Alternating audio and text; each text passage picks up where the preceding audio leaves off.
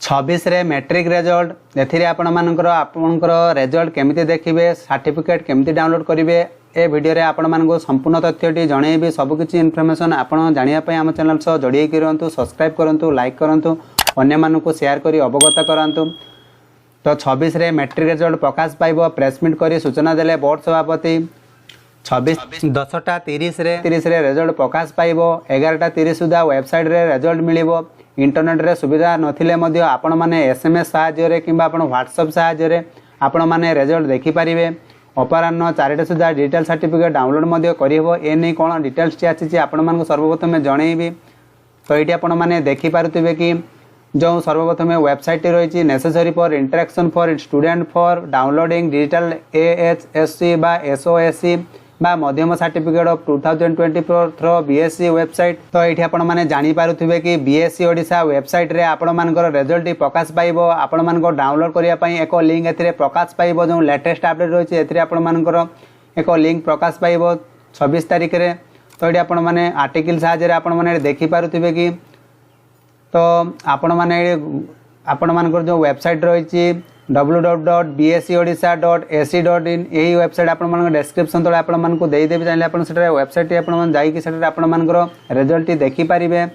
तोडी आपण माने देखि पारतिबे सेटारे आपण मानकर आ गुटे मध्य वेबसाइट प्रकाश पाइछि www.bscdigitalcertificate.odisha.gov.in। जदि आपण माने से वेबसाइट को जाइबा पई चाहउचंती या मध्य आपण माने डिस्क्रिप्शन तळे आपण मानकु लिंक देई देबी।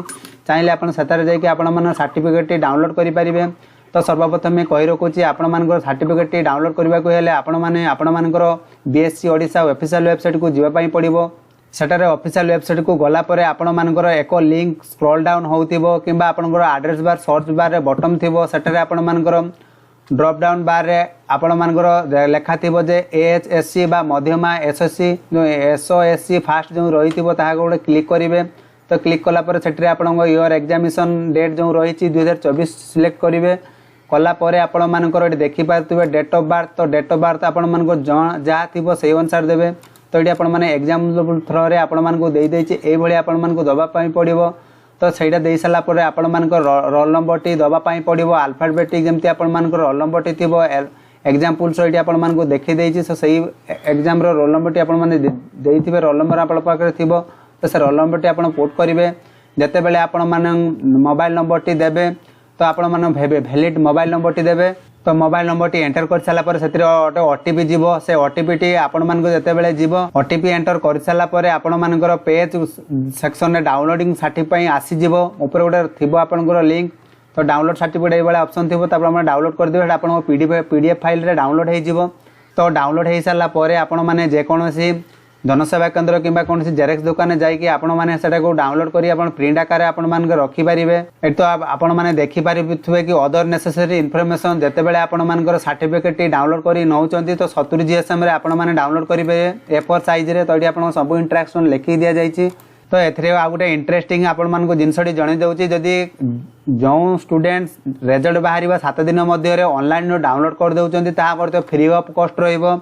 आ जते बेले 7 दिन क्रॉस करि जीवो जदि आपण माने डाउनलोड करिवे ताले आपण मान को गवर्नमेंट थरु किछि चार्ज रहिबो केते अमाउंट रो चार्ज नोटिस आसी नाही। जति आपण मानकर 10th रो रिजल्ट बाहर सला परे आपण माने 7 दिन मध्य रिजल्ट रो बाहरला परे आपण मानकर सर्टिफिकेट डाउनलोड करले में काहे कि ना संपूर्ण तथ्यटी लेखा सरलानी। जदि आपण 7 दिन परे आपण डाउनलोड करिवे ताले गवर्नमेंट थरु किछि चार्ज रहिबो।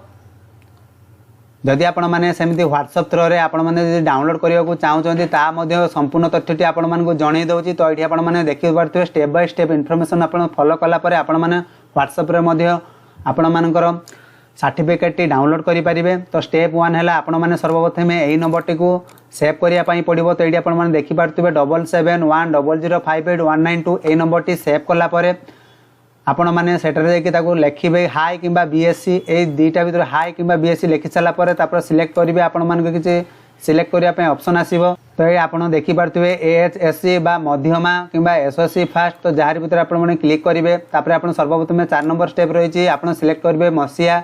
तो 2024 मसिया सिलेक्ट करिवे।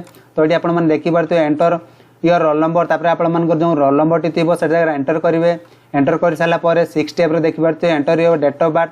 डेट ऑफ बर्थ रे आपण माने देई नेबे। देई साला परे आपण मान 7 नंबर थी कि एंटर योर मोबाइल नंबर जोटा आप वैलिड मोबाइल नंबर थी से नंबर टी देला परे आपण मान ओटीपी जीवो ओटीपी पुट कर सारा पर आपण मान सर्टिफिकेट टी डाउनलोड हो तो ये आपण मैंने देखिपे से भाई सर्टिफिकेट टी आपण मैंने 7 दिन भितर फ्री ऑफ कॉस्ट रे डाउनलोड करेंगे जदि 7 दिन पर आपण मैंने डाउनलोड करने को जी ताल आप गवर्नमेंट तरफ किसी चार्ज रे चार्ज बर्तमान केते गवर्नमेंट तरफ किसी सूचना आसी ना से आपने डाउनलोड करेंगे सर्टिफिकेट A4 साइज रे तो पेपर जीएसएम आप दुकान रे पचारे 70 जीएसएम हेवा दरकार जहाँकि रिपोर्ट रे जहाँ दर्शा जाइए तो बैक साइड रे आपण मैंने बोथ साइड रे आपण मान सर्टिफिकेट डाउनलोड करेंगे जदि आपण मैंने जिते डाउनलोड करेंगे किपर डाउनलोड करेंगे ए नुआ गोटे वीडियो नहीं आसे तथापि से आपको जनईदेवी तो यही प्रोसेस रे आपण मान संपूर्ण तथ्यटी आपण मान जनइली आशा करते वीडियो मध्य आप संपूर्ण सूचना जानीपारे आ जो मैंने बुझीपार ना कमेंट बॉक्स में कमेंट लिखि जनातु तो आपण मानक संपूर्ण वीडियो बनई देदेवी ताफल आप बीएससी ओडिशा रे केमती डाउनलोड करेंगे ये आज संपूर्ण अपडेट तो से पर्यंत रोचे बाय बाय टेक केयर।